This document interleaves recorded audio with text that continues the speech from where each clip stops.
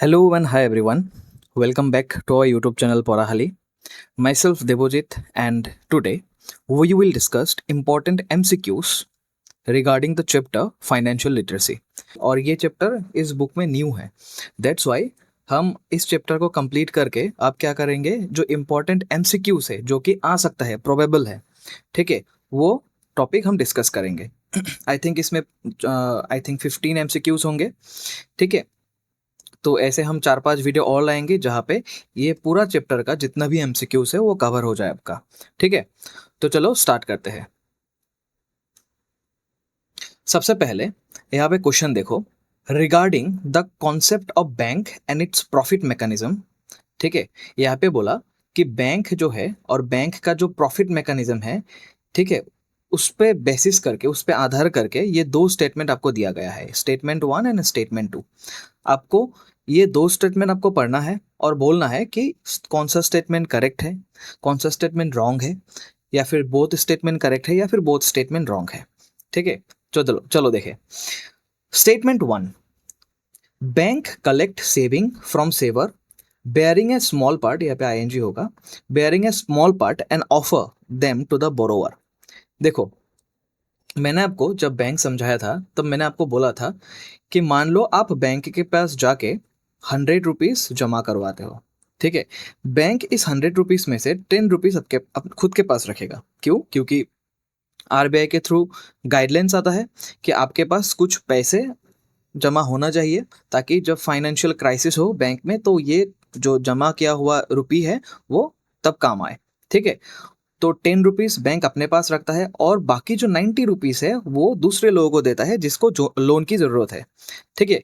तो ये तो करेक्ट है क्योंकि बैंक क्या करता है, सेविंग्स कलेक्ट करता है, थोड़ा सा पार्ट अपने पास रखता है and offer them to the borrower, and बाकी जो बचता है बैंक के वो लोन में घुमाता है, ठीक है. तो स्टेटमेंट 1 इज करेक्ट.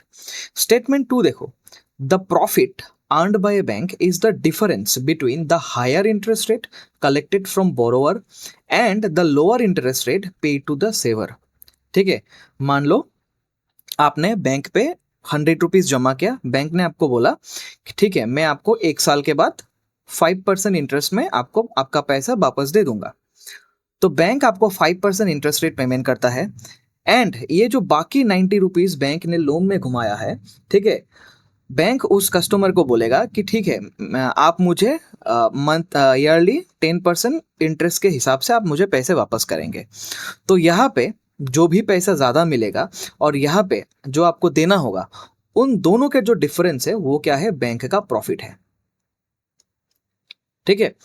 तो मान लो यहाँ पे बैंक का प्रॉफिट होता है 50 रुपीज़, ठीक है. तो ये होगा बैंक का प्रॉफिट क्योंकि जो हायर इंटरेस्ट रेट चार्ज करता है बोरोवर से और जो आपको इंटरेस्ट रेट देता है, ठीक है, वो थोड़ा कम होता है.